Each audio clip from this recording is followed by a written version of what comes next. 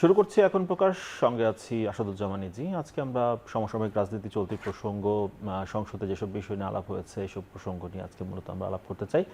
আর আমাদের আজকের আলাপের বিষয়বস্তু রাজনীতির তাপদাহ, সে প্রসঙ্গে আলাপে এই মুহূর্তে উপস্থিত রয়েছেন আমাদের সঙ্গে ঢাকা বিশ্ববিদ্যালয়ের অধ্যাপক ডক্টর আসিফ শাহান। আপনাকে স্বাগত আমাদের এই আজকের আলাপে এবং আজকের আয়োজনে। আসিফ ভাই, মানে যে বিষয়টা নিয়ে আলাপ শুরু করতে চাই আপনার সাথে, আমরা দেখলাম যে 24-এর পরপর আসলে বাংলাদেশের যে রাজনীতি, সেখানে গুপ্ত শব্দটি দেখলাম যে একটি ভিন্ন মাত্রায় আসলে চলে এসে বর্তমান রাজনৈতিক যে প্রেক্ষাপট, সেখানে বিশেষ একটি সংগঠনকে এই গুপ্ত রাজনীতির দীর্ঘকালীন কৌশল, প্রেক্ষাপট, এই শব্দটি ব্যবহার করা হয় তাদের ক্ষেত্রে। তো আমরা দেখলাম যে গতকাল চিটাগাং যে সরকারি সিটি কলেজ, সেখানে দেখলাম যে এই গুপ্ত শব্দটি ব্যবহার করার ইস্যু নিয়ে ছাত্রদল এবং ছাত্র শিবিরের মধ্যে সংঘর্ষ, সেখানে 20 জনের মতো আহত হলেন। এখন প্রশ্নটা এসে যায় আসিফ ভাই, যে কেউ রাজনীতি যদি প্রকাশ্যেই করে থাকে বা রাজনীতি করে থাকে, গুপ্ত শব্দ লেখা না লেখার বিষয় নিয়ে এই বিরোধ কেন তৈরি হচ্ছে? ধন্যবাদ। আসলে দেখেন, আমরা একটা কথা বলি যে পলিটিক্সে আপনি হচ্ছে গিয়ে যে শব্দ বা যে ভাষা ব্যবহার করবেন সেটার একটা কনসিকুয়েন্স থাকে। এবং অনেক সময় যেটা হয় কি, মানে বিভিন্ন সময়ই আপনি যখন আপনার প্রতিপক্ষের কোনো একটা উইক পয়েন্ট আইডেন্টিফাই করেন, আপনি জানেন যে যে জায়গায় বা যে শব্দটা ব্যবহার করলে প্রতিপক্ষ রিয়্যাক্ট করবে, অনেক সময় হচ্ছে গিয়ে সেটাকে খুব স্পষ্টভাবে, ইচ্ছাকৃতভাবেই হচ্ছে গিয়ে সেটার উপরে জোর দেওয়া হয়। এখন কয়েকটা জিনিস তো পরিষ্কার, যে যেটা আমার ধারণা হচ্ছে গিয়ে, আমরা যেই জামাত ইসলামী বা ইসলামী ছাত্র শিবির যাদের সম্বন্ধেই বলি না কেন, যে একটা পর্যায় পর্যন্ত তো আমরা জানি যে তাদের অনেক নেতাকর্মী গুপ্ত অবস্থায় হচ্ছে বা একটা ক্যামোফ্লেজ ধারণ করে হচ্ছে গিয়ে তারা অন্যান্য দলের রাজনীতি করেছেন। যে প্রশ্নটা স্বাভাবিকভাবে এসে যায়, যে সেইটার একটা ব্যাখ্যা বা সেইটার একটা যৌক্তিকতাও তারা দাঁড় করান, যে আগস্ট 5-এর আগে যে পরিবর্তিত পরিস্থিতি ছিল, সেই পরিবর্তিত পরিস্থিতিতে তাদেরকে এরকম একটা স্ট্র্যাটেজি হচ্ছে গিয়ে নিতে হয়েছে। সো প্রশ্ন যেটা চলে আসে যে আগস্ট 5-এর পরে সিচুয়েশন তো হচ্ছে গিয়ে অনেকাংশেই পরিবর্তিত হয়েছে, এবং সেই ক্ষেত্রে হচ্ছে গিয়ে আপনাকে তো সাধারণ ছাত্র এরকম একটা পরিচয় ব্যবহার করার তো আপনার কোনো দরকার নেই, যে যেইটা হচ্ছে গিয়ে এক ধরনের কনফিউশন তৈরি করে। এবং অ্যাট দ্য সেম টাইম যখন আপনি যাদেরকে সাধারণ ছাত্র হিসেবে উপস্থাপন করছেন, বিভিন্ন সময়েই যদি দেখা যায় যে মানে কালের বিবর্তনেও না, মাসের বিবর্তনে হচ্ছে গিয়ে তারা একটা নতুন রাজনৈতিক পরিচয় নিয়ে আসলেন। প্রথমত এই অ্যাক্টিভিটিসটা হয়েছে, এবং as a result of that, শুধু তাই না, এটা আরেকটা যেটা বিপদ হয়েছে, যে অনেক সময় আপনি ধরেন হচ্ছে গিয়ে একটা দলীয় কোনো একটা স্লোগান কাউকে আপনি সমালোচনা করে যেটা বলছেন, সেটা যখন হচ্ছে গিয়ে একটা দল থেকে বলে, সেটার একটা ভিন্ন প্রাসঙ্গিকতা থাকে। আবার যখন আপনি বলেন যে সাধারণ ছাত্ররা বা সাধারণ জনগণ বলছে, তখন এটাকে মনে হয় যে আপনি একটা জনদাবিতে স্থাপন করার চেষ্টা করছেন। এবং পরবর্তীতে যখন দেখা যায় যে আসলে এই সাধারণ ছাত্ররা সাধারণ না, তারা এক অর্থে অসাধারণ, তখন তো একটা বড় ধরনের কনফিউশন তৈরি করে। As a result of that, মানে এইটা যদি হচ্ছে কি তারা এটাকে স্ট্র্যাটেজি হিসেবেই রাখেন, আমি ধরে নিচ্ছি যে এটাকে তারা স্ট্র্যাটেজি, কারণ এটা তো ইন্টেনশনালি করা হয়েছে। সো এইটার কাউন্টার হিসেবে হচ্ছে গিয়ে গুপ্ত শব্দটা ব্যবহার করা একটা পাল্টা স্ট্র্যাটেজি। এবং যেটা হয়েছে, যেটা যে আপনি যে স্টেটমেন্টগুলো যেটা ব্যবহার করেন, সেই স্টেটমেন্টগুলোতে রিয়াকশনটা কিরকম হচ্ছে। আসিফ ভাই, মানে প্রশ্ন এসে যায় যে এর আগে তো আমরা ট্যাগের রাজনীতি দেখেছি, তো এই গুপ্ত শব্দটিও কি এক ধরনের ট্যাগ? আমরা তো দেখেছি প্রধানমন্ত্রী তারেক রহমান, তিনিও কিন্তু তার জনসভায় এই গুপ্ত শব্দটি কিন্তু ব্যবহার করেছেন। মানে আপনি কাউকে কোনো একটা ইস্যুর সাথে আইডেন্টিফাই করা, দেখুন ট্যাগের একটা ব্যাপার আছে, যে আপনি ট্যাগ বা আপনি কাউকে একটা ইস্যু নিয়ে আইডেন্টিফাই করছেন, অ্যাট দ্য সেম টাইম এটার ব্যাপারে হচ্ছে কি আপনার অ্যাকশনটা কি হচ্ছে। আপনি কি কাউকে গুপ্ত ট্যাগ করার পরে তার এগেনস্টে কি আইনি ব্যবস্থা নেওয়ার কোনো সিস্টেম বা এরকম কোনো একটা সিস্টেম ডেভেলপ করছেন, তার এগেনস্টে ফিজিক্যাল ভায়োলেন্সে যাওয়ার মতো কোনো একটা ব্যবস্থা করছেন, নাকি এইটাকে হচ্ছে কি আপনি শুধুমাত্র একটা জাস্ট পরিচিতি হিসেবে ব্যবহার করছেন? হুইচ আমি বলছি না যে সেটা খুব ভদ্র বা সভ্য আচরণ হচ্ছে, সেটা আমি বলছি না, কিন্তু একটা আচরণ ঠিক অগ্রহণযোগ্য। এবং আরেকটা হচ্ছে আপনি যেটা বললেন যে ট্যাগ দেওয়ার উদ্দেশ্য তো হচ্ছে গিয়ে তাকে আইডেন্টিফাই করে তার বিরুদ্ধে কোনো একটা ব্যবস্থা নেওয়া। সেই পর্যন্ত আপনি যখন এটা করছেন না, ততক্ষণ পর্যন্ত তো আমি এটাকে ওই অর্থে ট্যাগিংয়ের হিসেবে আমি বলতে পারছি না। কারণ আপনি যদি হচ্ছে গিয়ে এই গ্রুপটাকে আইডেন্টিফাই করছেন তাদের এগেনস্টে কোনো একটা ব্যবস্থা নেওয়ার জন্য, আইনি ব্যবস্থা নেবেন বা তার আগ পর্যন্ত এই শব্দটি সহনশীলতার মধ্যেই থাকতে পারে। কারণ একই ধরনের আপনি দেখেন এরকম শব্দ দিয়ে কাউকে আইডেন্টিফাই করা, এইটা তো সবসময় খুব, এটা তো বাংলাদেশে আগেও ছিল। আপনি দেখুন ওই যে বাঙ্গু বলে একটা শব্দ ব্যবহার করা হয়, আমি জানি না টিভিতে এটা বলা ঠিক হলো কিনা, সুশীল শব্দটাকে একটা এইসব বলা হয়। এই ধরনের শব্দগুলো যখন আপনি ব্যবহার করেন, এটা তো হচ্ছে কি আপনি কাউকে তার সম্বন্ধে তাচ্ছিল্য প্রকাশ করবার জন্য বা তাকে হচ্ছে গিয়ে কোনো একটা স্পেসিফিক মতাদর্শের ইসেতে করার জন্য এই ধরনের শব্দগুলো আপনি ব্যবহার করেন। অ্যাজ লং এজ হচ্ছে গিয়ে সুশীল হলে আপনি তাকে জেলে ভরবেন, এরকম কোনো একটা প্রক্রিয়ায় সেই জিনিসটা যাচ্ছে, ততক্ষণ পর্যন্ত তো আমার মনে হয় না যে সুশীল সে অপমানিত ফিল করতে পারে যদি সুশীল শব্দটাকে কোট আনকোট আপনি নেগেটিভলি দেখান। আসিফ ভাই, হ্যাঁ, আমরা এই বিষয়ে নিয়ে আরো প্রশ্ন রয়েছে, আলাপ করবো। আমাদের আরেকজন অতিথি রয়েছেন, তিনি এর মধ্যে চলে এসেছেন। একটা বিরতি নিয়ে তারপর আমরা বাকি আলাপে চলে আসি। দর্শক, বিরতির পর আবার ফিরে আসছি এখন প্রকাশ। বিরতির পর আবারও ফিরে এলাম। এখন প্রকাশে রাজনীতির তাপদাহ নিয়ে আলাপ করছিলাম। বিরতির পর আমাদের সঙ্গে যুক্ত হয়েছেন সাংবাদিক এবং কলামিস্ট হাসান মামুন, তিনি যুক্ত হয়েছেন। হাসান মামুন, আপনাকে স্বাগত। আপনি নিশ্চয়ই শুনছিলেন, আমরা আলাপ করছিলাম গুপ্ত শব্দটি নিয়ে, গুপ্ত রাজনীতি নিয়ে। আজকে সংসদে এই বিষয়টি নিয়ে হইচই হয়েছে, যদিও বিরোধী দলীয় নেতা তিনি বলেছেন যে এটি একটি অসংসদীয় শব্দ, সেটিকে এক্সপান্স করা হোক। এক্সপান্স শেষ পর্যন্ত হয়নি। যদিও প্রসঙ্গ যেটি ছিল যে গুপ্ত তকমাটি যেন শক্তিশালী, মানে রাজনীতিক যেন হাতিয়ার হিসেবে ব্যবহার না হয়, ডক্টর আসিফ শান তেমনটাই বলছিলেন। যে তো মানে প্রশ্ন যে এসে যায় সেটি হচ্ছে, আমরা দেখেছি যে বিগত সময়গুলোতে যে রাজনৈতিক সংগঠনগুলো ছিল, ছাত্র সংগঠনগুলো ছিল, তাদের আসলে খুব বেশি শান্তিপূর্ণ সহাবস্থান আমরা দেখিনি। যদিও 5 আগস্টের পর তো আসলে কেউ ক্ষমতায় ছিল না, তখন এক ধরনের সহাবস্থান আমরা লক্ষ্য করেছি। তো প্রতিপক্ষকে আমরা দেখতাম যে আগের সময়গুলোতে হলে থাকতে দেওয়া হতো না, ক্যাম্পাসে প্রবেশ করতে দেওয়া হতো না, সবসময়ই আসলে এক ধরনের টানাপোড়েন থাকতো। তো গুপ্ত রাজনীতির সূচনা কি এখান থেকেই হলো, মানে নাকি সংগঠন যেটি এখন গুপ্ত তকমা পাচ্ছে তারা আসলে তাদের ধরনটাই এমন? হ্যাঁ, গুপ্ত শব্দটা তো মানে গণ অভ্যুত্থানের পরে মানে বহুল ব্যবহৃত হচ্ছে, প্রধানমন্ত্রীর বক্তব্যে আসছে। এবং আমরা দেখলাম যে চট্টগ্রামে এটা নিয়ে একটা সংঘাত হয়েছে বড় রকমের। প্রাণহানি বোধহয় হয়নি, কিন্তু সংঘাতে প্রাণহানি হতে পারত। তো আমার মত হচ্ছে যে রাজনীতি যদি স্বাভাবিক ধারায় চলে, মানে রাজনীতির পরিবেশটা যদি ফেয়ার হয়, কম্পিটিটিভ হয়, তাহলে কিন্তু মানে গুপ্ত হতে হয় না। গুপ্ত হওয়ার একটা পরিবেশ ছিল। কিন্তু আমরা দেখেছি যাদেরকে বিশেষ করে গুপ্ত বলে অভিহিত করা হচ্ছে প্রতিপক্ষ থেকে বা ফেসবুকে, তাদের কিন্তু গুপ্ত হওয়ার একটা পরিস্থিতি ছিল। তাদেরকে প্রচণ্ড চাপের মুখে ফেলা হয়েছিল, মানে শেখ হাসিনার দীর্ঘ শাসনামলে। মানে শান্তিপূর্ণ সহাবস্থানের, আপনি তো বললেন যে পরিবেশই ছিল না, একটা একতরফা পরিবেশ ক্যাম্পাসে ছিল। আমরা যখন বিশ্ববিদ্যালয়ের ছাত্র ছিলাম তখন একটা প্রশ্ন করি এখানে, সেটা হচ্ছে শুধুমাত্র তো এই সংগঠনটি নয়, মানে হাসিনা শাসন আমলে তো অন্যান্য ছাত্র সংগঠনও ছিল, তারাও তো বিরোধী অবস্থানে থেকে রাজনীতি করেছে, কিন্তু তারা তো আসলে গুপ্ত রাজনীতি করেছে, তারা তো প্রকাশ্যেই রাজনীতি করেছে অনেকটা অন্যান্য সংগঠনগুলো। মানে এই সংগঠনটিকেই কেন বারবার গুপ্ত রাজনীতি করতে হয়েছে? মানে প্রসঙ্গ যেটা এসে যায় যে গুপ্ত রাজনীতি করে ছাত্রলীগের সঙ্গে থেকে অন্যায়ভাবে সুযোগ সুবিধা ভোগ করেছেন, তারাও অন্যায় করেছেন, এখন আবার এই সময়ে এসে পরিবর্তিত সময়ে তারা আবার তার অন্য রূপ ধারণ করছেন। তাদের মধ্যে সম্ভবত দুটি ধারা ছিল। একটা হচ্ছে যে পরিকল্পিতভাবে গুপ্ত থেকে কাজ করা, সংগঠনের মানে বিস্তার ঘটানো বা সংগঠন ধরে রাখা। আরেকটা হচ্ছে যে পরিবর্তিত পরিস্থিতির সুযোগ নেওয়া, সেটাও ছিল। মানে ঢালাওভাবে বলাটা বোধহয় ঠিক হবে না। আর আসলে এখানে ছাত্র দলের, আপনি সেটাই বোধহয় বলছেন, ছাত্র দলের বিষয়টা ছিল ভিন্ন। তারা পরিস্থিতি মোকাবেলা করেছে, প্রয়োজনে ক্যাম্পাস ছেড়ে গেছে, প্রয়োজনে পরীক্ষা দেয়নি, কিন্তু তারা মানে গুপ্ত রাজনীতির সুযোগটা নেয়নি। এটা তাদের চয়েস। অন্য পক্ষ অন্যভাবে পরিস্থিতি মোকাবেলা করেছে। আমি বলবো যে দুই দলের পৃথক স্ট্র্যাটেজি ছিল, এবং এতে উভয় পক্ষই মানে দুভাবে লাভবান হয়েছে।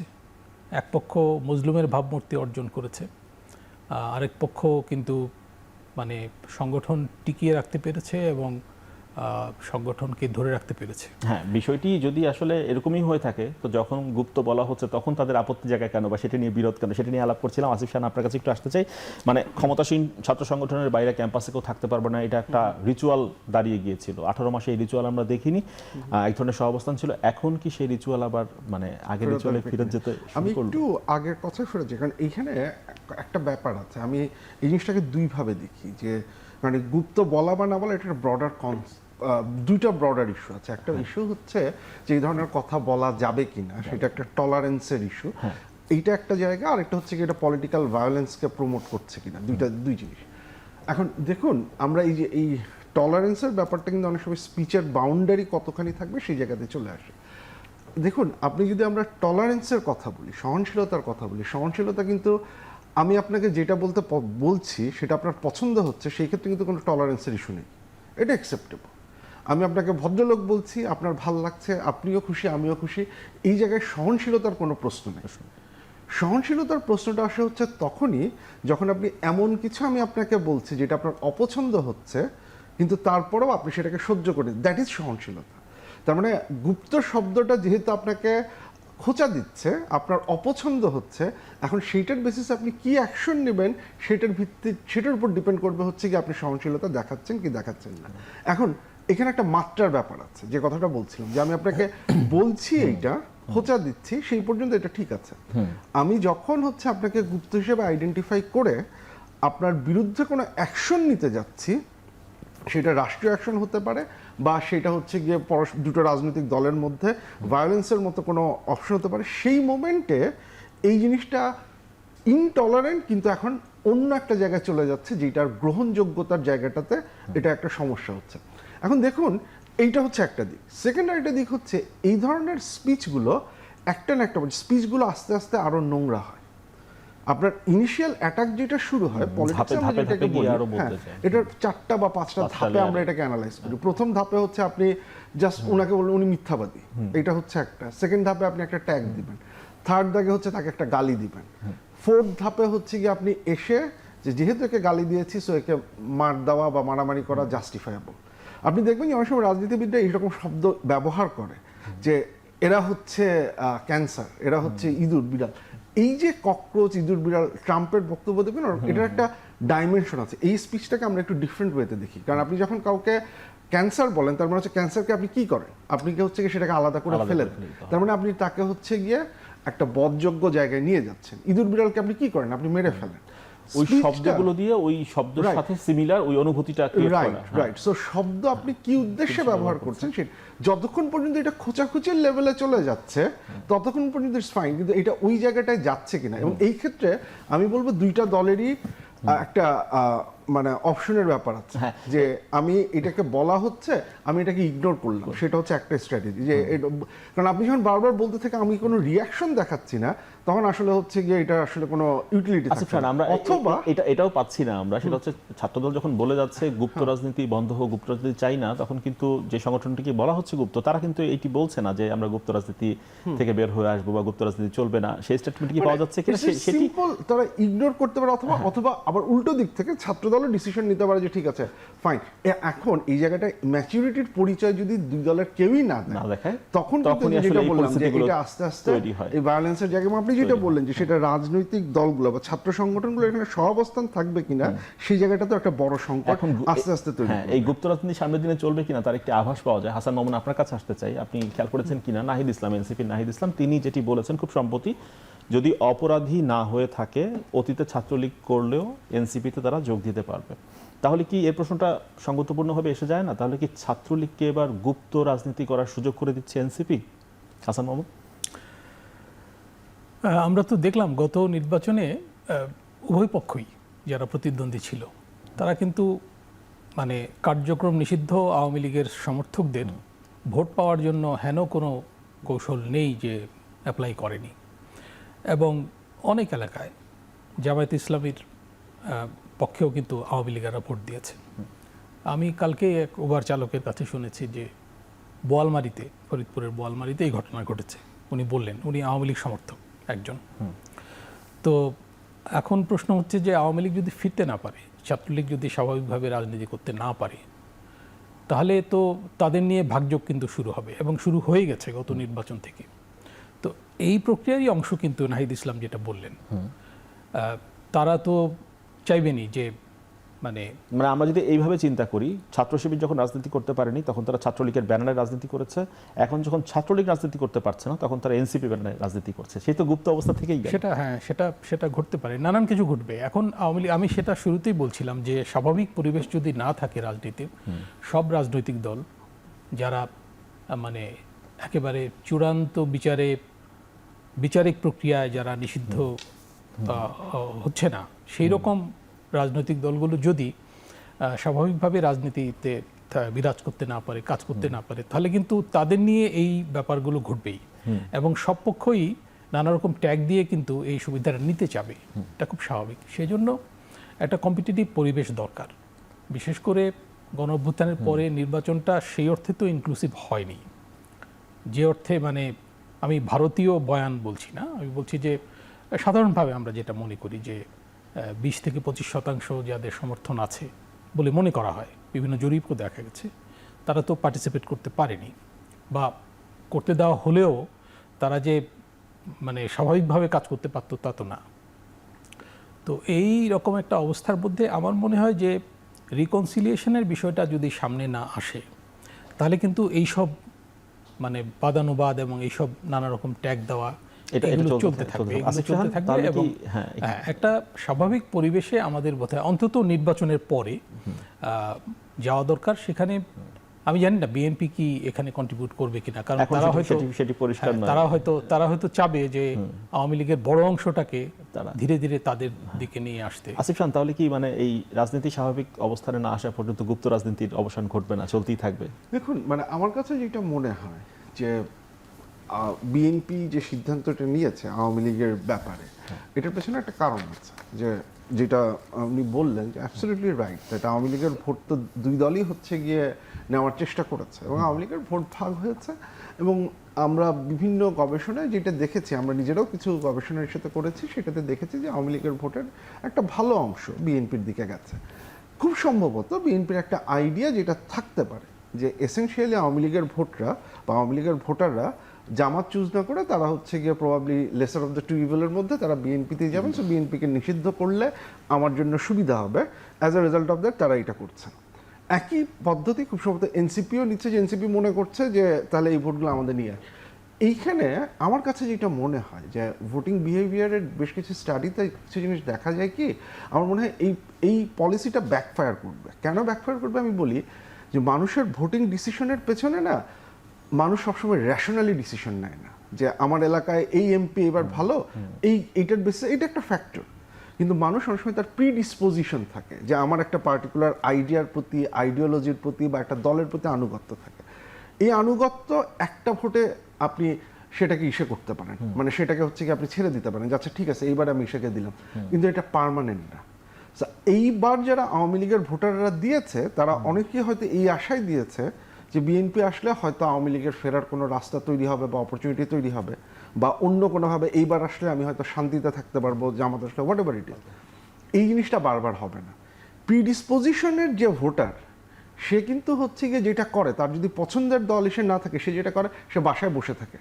এইবারও আপনি, আমরা যে অফিসিয়াল হিসাব যেটা 59%-এর মতো, তার মানে হচ্ছে আপনি যদি 2001-এর সাথেও মিলান, 2001-এ 75%, তার মানে অ্যাটলিস্ট 16% পিপল এখানে অনুপস্থিত, ভোট দিতে আসেনি। আপনি যদি 2008-এর সাথে মিলান, যেখানে 86%, তাহলে তো হচ্ছে আরও 11% এক্সট্রা ভোট দিতে আসেনি। যদি আপনি এইভাবে আশায় রাখেন যে আমি এই দলের ভোটারকে এইভাবে ভাগ করে নিব, তাহলে there is a possibility next ইলেকশনে ভোটিং পার্সেন্টেজ দেখলে আমরা বুঝবো যে প্রিডিসপোজিশনের যে ভোটারটা তারা আসলে বিএনপিতেও যাচ্ছে না, জামাতেও যাচ্ছে না, তারা হচ্ছে গিয়ে কমপ্লিটলি ডিফারেন্ট একটা ইস্যুতে চলে গেছে। সেটা ওভারঅল ডেমোক্রেসির যেই স্বাস্থ্য বলি বা যেটাই বলি, সেটার জন্য হচ্ছে গিয়ে খুব একটা ভালো হবে না। দ্বিতীয়ত, আমি জানি না সময় আছে কিনা, যে দল নিষিদ্ধ করার আরেকটা ব্যাপার আছে, সেটা যদি সময় থাকে তাহলে একটু পরে আবার আসি। হাসান মামুন, আপনার কাছে আসতে মানে রিকনসিলিয়েশন নিয়ে কথা হচ্ছিল, তো সেই প্রসঙ্গে একটু আলাপ করি। সংরক্ষিত নারী আসনের প্রার্থী মনোনয়ন নিয়ে বিএনপির এবার কি খানিকটা ভিন্নতা দেখা গেল কিনা, মানে বিষয়টা নাকি বিষয়টা আগের মতো সংরক্ষিতই থেকে গেল, এক ধরনের অলংকার। মানে রিকনসিলিয়েশনের প্রসঙ্গটা এই কারণে বললাম, সুবর্ণা ঠাকুর নামে একজন মনোনয়ন পেয়েছেন, আপনি জানেন, তিনি গোপালগঞ্জের কাশিনী উপজেলা আওয়ামী লীগের বন পরিবেশ বিষয়ক সম্পাদক। রিকনসিলিয়েশনের শুরুটা কিভাবেই হচ্ছে কিনা মনে হয় না, এটা মনে হয় না। বিএনপির তো রিকনসিলিয়েশনের একটা মানে ঘোষণা ছিল, এনসিপিও কিন্তু বলেছিল নির্বাচনী ইশতেহারে, আপনার যদি মনে থাকে, যে রিকনসিলিয়েশন কমিশন বা ইত্যাদি। বিএনপির 31 দফায় ছিল, যখন এই যে তারেক রহমান সাহেব বলছেন না যে যখন শাসকদের ভয়ে কেউ সংস্কার শব্দ বলতো না, আমরা 31 দফা করেছিলাম। সেই 31 দফার মধ্যে কিন্তু কিছু কমিশনের প্রস্তাব ছিল, যে মিডিয়া কমিশনের প্রস্তাব ছিল। মিডিয়া কমিশন তখন কিন্তু কেউ কথা বলতো না, আমরা মিডিয়ার লোকজনও বলতাম না, বিএনপি বলেছিল। রিকনসিলিয়েশন কমিশন, তারপরে হচ্ছে বহুবর্ণের সমাজ, তাই না, রেইনবো সোসাইটি, এগুলো কিন্তু তখন বলা হয়েছিল। যাই হোক, তখন তো গণ অভ্যুত্থান হবে এই পারসেপশনই ছিল না। এইরকম হবে, হয়তো হাসিনার পতন হবে, কিন্তু এইভাবে হবে এটা কারো মাথার মধ্যে ছিল না। তো যাই হোক, তো রিকনসিলিয়েশনটা অন্তর্বর্তী সরকারও কিন্তু বলেছিল যে সাউথ আফ্রিকায় যাবেন, দেখে আসবেন ইত্যাদি ছিল, নিউজ করেছি আমরা, কিন্তু সেটা গিয়েছিলেন বোধহয়, কিন্তু এটা আগায়নি, তাই না। এখন নির্বাচিত সরকারের যেহেতু অঙ্গীকার আছে, নির্বাচনী অঙ্গীকার কিন্তু আছে, তাদের উচিত হবে, তারা তো অনেক কথাই বলছেন, তারা বলছেন যে জুলাই সনদে যেসব ব্যাপারে আমরা একমত হইনি সেগুলো আমরা এখন করব না, যেগুলোতে একমত হয়েছে সেগুলো করব, বা আমাদের ইশতেহার বাস্তবায়ন করবো। তো ইশতেহারে তো এগুলো ছিল, যেহেতু তাদের আইন হয়ে গিয়েছে, সুতরাং আওয়ামী লীগের তো আসলে এখন আর রাজনীতি করার সুযোগ আসলে আদতে নেই। তাদেরকে আসলে অন্যভাবেই কোনো না কোনোভাবে আসলে ম্যানেজ করতে হবে, কোনো না কোনো দলে আসলে নিতে হবে। সেই প্রসঙ্গে নিয়ে কথা বলবো। আরেকটা বিরতির সময় হচ্ছে, একটু বিরতি নিয়ে ফিরে আসি দর্শক, বিরতির পর আবার ফিরে আসছি এখন প্রকাশ। বিরতির পর আবারও ফিরে এলাম। আসিফ শাহ, আপনার কাছে আসতে চাই। মানে আমরা কথা বলছিলাম সংরক্ষিত নারী আসন নিয়ে। তো এই যে বাংলাদেশে মানে নারীকে আসলে নারীর ক্ষমতা নিশ্চিত করার জন্য যে সংরক্ষিত নারী আসনের ব্যবস্থাপনায় বিশেষ পদক্ষেপ নারীকে আসলে কতটা আসলে ক্ষমতায়িত করতে পেরেছে? খুব একটা না, না, আমি বলবো যে একদমই না। কারণ আপনি যদি আমাদের এই অন্তর্বর্তীকালীন সরকার যখন ছিল, তখন যে এই রিফর্ম কমিশনগুলো হয়েছিল, ইলেকট্রাল সিস্টেম রিফর্ম কমিশন, পরে হচ্ছে আপনার ইভেন কনসেনসাস কমিশনের ইস্যুতে দেখবেন যে নারী আসনের এটাকে আসলে কিভাবে অর্থবহ করা যায়, বেশ কয়েকটা প্রস্তাব ছিল। যে নারী সংরক্ষিত আসনের সরাসরি নির্বাচন হোক, এরকম একটা প্রস্তাব ছিল। তারপরে হচ্ছে গিয়ে রোটেশন একটা সিস্টেম ইন্ট্রোডিউস করার কথা বলা হয়েছিল, এবং শেষ পর্যন্ত একটা ইস্যুতে যেটা ছিল যে অ্যাটলিস্ট যেন হচ্ছে গিয়ে রাজনৈতিক দলগুলো যখন নমিনেশন দিবেন তখন হচ্ছে গিয়ে তারা যেন মিনিমাম 5%, যেটা আস্তে আস্তে প্রতি বছর 5% পরে 10% এইভাবে বাড়তে থাকবে, যেটাও হচ্ছে গিয়ে আসলে রাজনৈতিক দলগুলো ফলো করেনি। এখন যতক্ষণ পর্যন্ত না আপনি নারীকে সরাসরি নির্বাচনের সুযোগ দিচ্ছেন, কারণ আপনি যখন সরাসরি নির্বাচনের সুযোগ দেন তখন যিনি নির্বাচিত হয়ে আসছেন তার জবাবদিহিতা থাকে জনগণের কাছে, কারণ আমি জনগণের ভোটে নির্বাচিত হয়েছি। এখন তো জনগণের সঙ্গে সম্পৃক্ত হওয়ার সুযোগ তিনি পান না, নির্দিষ্ট আসন নেই। তার চেয়েও বড় কথা হচ্ছে যে তাকে একটা আসন বা একটা জেলা বিভাগ ওইভাবে হয়তো দেওয়া হয়, তার চেয়ে যেটা দুঃখজনক ব্যাপার হচ্ছে আপনি আসলে নির্বাচিত হচ্ছেন বা সিলেক্টেড হচ্ছেন আপনার দলের নেতা, দলের প্রধান বা ইনাদের দ্বারা, তাহলে আপনার জবাবদিহিতাটা জনগণের কাছে না, আপনার জবাবদিহিতা হচ্ছে দলের কাছে। তো আপনি আসলে যাচ্ছেন হচ্ছে দলের একটা পার্টিকুলার পারপাস সার্ভ করতে, যেখানে আপনার কনস্টিটিউয়েন্সি নাই, আপনার হচ্ছে গিয়ে সীমানা নাই, আপনার হচ্ছে গিয়ে কোনো কিছু নেই। সো আমি ঠিক নিশ্চিত না যে এইভাবে নারীর মানে অংশগ্রহণ হয়তো আপনি এক সেন্সে বাড়াচ্ছেন, কিন্তু সেটা আসলে কতখানি মিনিংফুল বা আমরা যে ক্ষমতায়নের কথা বলি সেটা কতখানি আছে। এখন একটা যেটা হতে পারে এবার, যেমন এবার বেশ কিছু আমার কাছে মনে হয়েছে যে রাজনীতিবিদ বা যোগ্য অনেকে হয়তো নমিনেশন দেয়, এখন তারা পার্লামেন্টারিয়ানের রোলটা প্লে করেন কিনা, কারণ পার্লামেন্টের তো একটা আমরা যেটা বলি যে পলিসি মেকিং এর একটা গুরুত্বপূর্ণ রোল আছে বা ল মেকিং এর একটা গুরুত্বপূর্ণ রোল আছে। এখন তারা যদি সেই রোলটা প্লে করে দেখাতে পারেন, মেবি মানে এটা হচ্ছে একটু ডিফারেন্ট কোনো কিছু হয়তো হবে, একটু আকাশ কুসুম হয়তো কল্পনা হয়ে যাচ্ছে বা হবে কিনা আমরা জানি না, সামনে দেখতে চাই কি হবে। একটু হাসান মামুনের কাছে আমরা যাই। মানে কাজ করা কি সহজ তাদের জন্য? কারণ দেখা যায় তিনি যে আসনে কাজ করতে চাইছেন সেখানে সেই আসনে যে এমপি রয়েছেন তার সাথে এক ধরনের ডান দিক অবস্থানে চলে যেতে হয়। আবার সংসদে তিনি যখন উপস্থাপন করেন উন্নয়নমূলক কাজের জন্য অনুদানও তিনি ঠিকমতো পান না। তাহলে কাজটা করবেন কিভাবে নিজেকে প্রমাণ করতে? মানে নির্বাচিত এমপির সঙ্গে তার তফাৎটা তো বোধহয় একটা জায়গায়, সেটা হচ্ছে যে তার কোনো কনস্টিটিউয়েন্সি নাই, অর্থাৎ সারা দেশেরই উনি প্রতিনিধি এক অর্থে। তো এখন সারা দেশের হয়ে উনি যদি কথাবার্তা বলতে পারেন, তার যেহেতু কনস্টিটিউয়েন্সি নাই, এটা তার একটা প্রিভিলেজ আমি মনে করি। উনি যদি, শাহান ভাই যেটা বললেন, উনি যদি সেই রোলটা প্লে করেন, অর্থাৎ এমপিদের যেটা প্রধান কাজ, এমপিদের কাজ তো স্থানীয় সরকারে হস্তক্ষেপ করা না, তাই না, স্থানীয় সরকারের কাজও করে না, বা স্থানীয় সরকার প্রতিনিধি কিংবা প্রজাতন্ত্রের কর্মচারীরা যেসব সুযোগ সুবিধা পাওয়ার উচিত সেগুলো দাবি করে না। তার কাজ তো হচ্ছে নীতি প্রণয়নে, আইন প্রণয়নে, তারপরে হচ্ছে যে বিধিবিধান প্রণয়নে ভূমিকা রাখা এবং সরকারকে জবাবদিহিতার মধ্যে রাখা। এমনকি যারা সরকারি দলে আছেন তারাও কিন্তু সংসদীয় কমিটিতে, এবং সংসদীয় কমিটিগুলো তো যখন পার্লামেন্ট অধিবেশনে থাকে না তখন তো তারাই পার্লামেন্ট, তো সেই সব জায়গায় ভূমিকা রাখা। এখন নারী সংরক্ষিত আসনে যারা এসছেন তারা তাদের যে মানে ক্ষমতাহীনতা কিংবা এই যে মর্যাদাহীনতাও আমরা যেভাবে আলোচনাগুলো করছি, এটা তো মর্যাদাকর না তাদের জন্য। তো তারা এটাকে মানে ক্ষমতায়িত করতে পারেন নিজেরা এবং মর্যাদা সম্পন্ন করতে পারেন যদি তারা সিগনিফিক্যান্ট রোল প্লে করেন। আমরা দেখছি যে বিএনপি বেশ কিছু ছাত্র দল থেকে উঠে আসা নেত্রী কয়েকজনকে, ইভেন পারিবারিকভাবেও যারা এসছেন বলা হচ্ছে নেপোটিজম, তাদের মধ্যেও যোগ্য লোক নাই তা তো বলা যাবে না। তারপর যারা আগে এমপি ছিলেন, যাদের কিছু এক্সপিরিয়েন্স আছে, পার্লামেন্টের প্র্যাকটিস যারা জানেন তারা আছেন, আবার যারা নমিনেশন পাননি, এমনকি পরাজিত হয়েছেন দলীয় অন্তর্দ্বন্দ্বের কারণে কয়েকজন কিন্তু এসছেন, এমনকি মিনিস্ট্রিতেও কিন্তু মানে পরাজিত প্রার্থী এসছেন।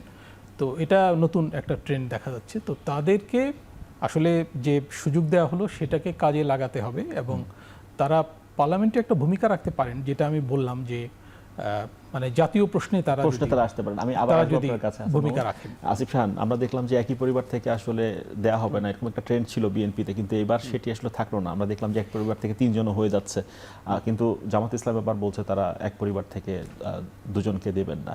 এই যে স্ট্যান্ড থাকা না থাকা, এক পরিবার থেকে দেয়া না দেয়া, পরিবারতন্ত্র, গোষ্ঠীতন্ত্র, এই জায়গা থেকে আসলে এই ডিফারেন্সটা কি যারা দলীয় কর্মী বা তৃণমূলের কর্মী তাদেরকে উৎসাহিত করে কিনা, দল মূল্যায়ন করছে আমাকে পরিবারতন্ত্রের বাইরে এসে? দেখুন, এখানে কয়েকটা জিনিস, যেমন আপনি এক পরিবার থেকে দেন বা 2 পরিবার থেকে দেন বা আপনি হচ্ছে কি, বাট আপনি যদি এসেনশিয়ালি এক পরিবার থেকে একজন নীতিতেও আপনি যদি হচ্ছে গিয়ে স্বামীর পরিচয়ে বা হচ্ছে বাবার পরিচয়ে সেখান থেকে করেন, তাহলে তার the end of the day এটা তো হচ্ছে আসলে খুব একটা সেন্স।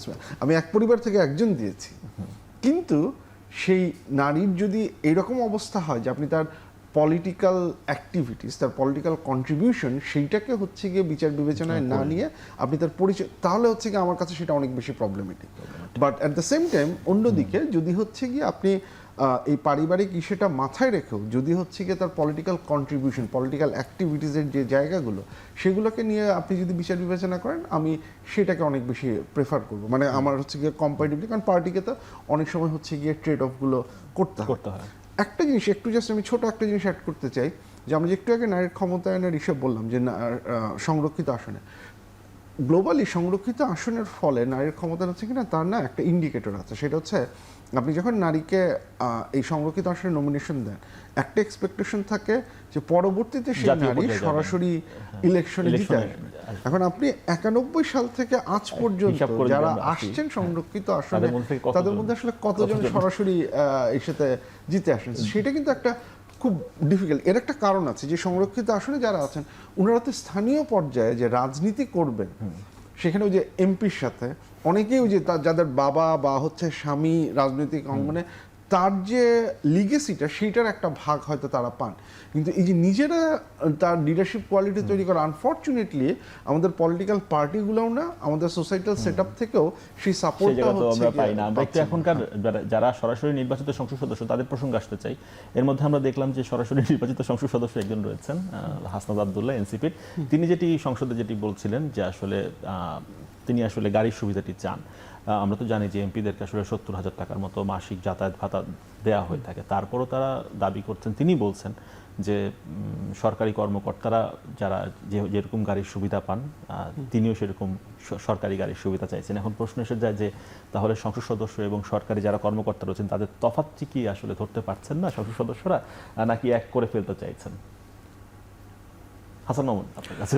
হ্যাঁ, আমি তো প্রসঙ্গটা বোধহয় একটু আগে বললাম যে কেউ কেউ এরকম দাবি জানাচ্ছেন। আসলে আমার মনে হয় যে অনেক নতুন এমপি এসছেন এবার পার্লামেন্টে, কিন্তু নতুন এমপি বেশি, এমনকি মন্ত্রিসভায়ও তো নতুন বেশি। তারেক রহমান সাহেব নিজেও নতুন, তাই না?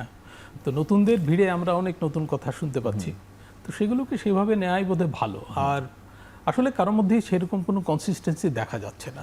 মানে আরেকটা ইস্যু তাহলে যুক্ত করে দেই, সেটা একটু মন্তব্য শুনি। যে উপজেলা পরিষদের ভিতরে যে পরিদর্শন কক্ষের কথা বলা হচ্ছে এমপিদের জন্য বসার জায়গা করার, অনেকে বলছেন যে এটি আসলে তাহলে স্থানীয় সরকারকে তো আমরা স্বাধীনভাবে কাজ করতে অনেক আসলে দেখি না, তো সেক্ষেত্রে যদি আবার এখন সংসদ সদস্যদের জন্য পরিদর্শন কক্ষের একটি আলাদা করে ব্যবস্থা করা হয়, সেটি আবার কেন্দ্রীয় ক্ষমতা স্থানীয় সরকারের উপর চাপিয়ে দেওয়া হবে কিনা, স্থানীয় সরকারকে খর্ব করা হবে কিনা তাদের ক্ষমতাকে? স্থানীয় সরকারকে তো আমরা কার্যকর করিনি। স্থানীয় সরকার কমিশনও একটা হয়েছিল, এর প্রধান তিনি তো প্রয়াত হয়েছেন, এবং প্রয়াত হওয়ার আগে তিনি কিন্তু খুবই হতাশা ব্যক্ত করেছিলেন, যে তাই না, আমরা জানি। তো স্থানীয় সরকারে একটু আগেই আমি বললাম যে স্থানীয় সরকারের কাজ এমপিরা অনেক ক্ষেত্রে করতে চান, এবং নির্বাচনের সময়ও তারা যেসব দাবি দেওয়া মানে বক্তব্য রাখেন, সুপারিশ রাখেন বা করবেন বলেন, সেগুলো কিন্তু তাদের কাজ না সত্যি কথা বলতে গেলে। এমনকি আমরা দেখি যে স্থানীয় সরকারে মধ্যে সিটি কর্পোরেশন নির্বাচনের সময় যেসব বলা হয় যে আইন শৃঙ্খলার উন্নতি ঘটাবো ইত্যাদি, এগুলো কিন্তু তার কাজ না, মানে তার অধীনে পুলিশ দেওয়া হয়নি। তো নির্বাচনে আমরা এইসব বলি, এবং আমরা ভোটাররাও অনেকে উজ্জীবিত হই, দাবি জানাই যে তারা এগুলো করবেন। আসলে আমাদের এই সেপারেশনগুলো পরিষ্কার হয়নি, মানে রাষ্ট্রে যেমন বিভিন্ন বিভাগের মধ্যে সেপারেশনগুলো না হয়ে কেন্দ্রীভূত হয়েছে সব কিছু প্রধানমন্ত্রীকে করতে হয়। এই সময়েও কিন্তু দেখা যাচ্ছে তারেক রহমান সাহেবকে সব করতে হচ্ছে, বা তার যে কি বলা যায় সচিবালয়, তার যে দপ্তর, এটা সুপার মিনিস্ট্রি হবে কিনা, আগে তো হতো, এখনো সেরকম হওয়ার চান্স আছে বলে মনে হয়। তো আমরা মানে এগুলো পৃথক করা, একটা থেকে একটা, যেমন দল, সরকার, রাষ্ট্র, এগুলো তো পৃথক থাকা দরকার, এবং কাজগুলো আলাদাভাবে বিন্যস্ত থাকা দরকার। আর আমার মনে হয় এইসব কথাবার্তা হোক, কিন্তু সেগুলো নিষ্পত্তি হওয়া দরকার। আসিফ খান, আপনার মন্তব্যটি শুনবো। মানে এই যে পরিদর্শন কক্ষ, এটির নামে কি আসলে কেন্দ্রীয় ক্ষমতাকে স্থানীয় ক্ষমতার উপর বা স্থানীয় সরকারের উপর চাপিয়ে দেওয়ার একটি নতুন ধরন হয়ে উঠতে পারে কিনা, মানে এমপিদের প্রভাব বেড়ে যেতে পারে কিনা এলাকায়, যেটি তার আসলে করার কথা না, কোন প্রকল্প কোন জায়গায় কি হবে? দেখুন, বাংলাদেশের স্থানীয় সরকার ব্যবস্থায় এমপির ভূমিকা এটা সবসময়ই একটা খুব সমস্যামূলক বিষয়। আপনাদের যদি মনে থাকে যে 2007-এর সময় যে অন্তর্বর্তীকালীন সরকার যেটা এসেছিল, 2 বছর মেয়াদে যেটা ছিল, তারাও একটা স্থানীয় সরকার কমিশন করেছিল, এবং সেইখানে কিন্তু তারা খুব স্পষ্টভাবেই যে রেকমেন্ডেশনটা তারা তখন দিয়েছিল ইনিশিয়ালি, তখন কিন্তু হচ্ছে গিয়ে এমপিকে লোকাল গভর্নমেন্ট থেকে সরিয়ে দেওয়ার একটা ব্যবস্থা তারা সাজেস্ট করেছিল, যেইটা পরবর্তী সরকার এসে যখন লোকাল গভর্নমেন্ট একটাকে হচ্ছে গিয়ে মডিফাই করলো, তখন কিন্তু ওই প্রভিশনটাকে বাদ দেওয়া হলো। সো এমপির একটা রোল, এবং এইটা আমরা বিভিন্ন সময় যে উপজেলা পর্যায়ে যখন আপনার বিভিন্ন প্রজেক্ট নেওয়া হবে বা বিভিন্ন ইস্যু করা হবে, এমপিকে আবার একটা ব্লক গ্র্যান্ট দেওয়া হতো, যে ব্লক গ্র্যান্টটা হচ্ছে কি উনি তার কনস্টিটুয়েন্সিতে ইউজ করতেন, তো সেটা আবার একটা ঝামেলা তৈরি করতো।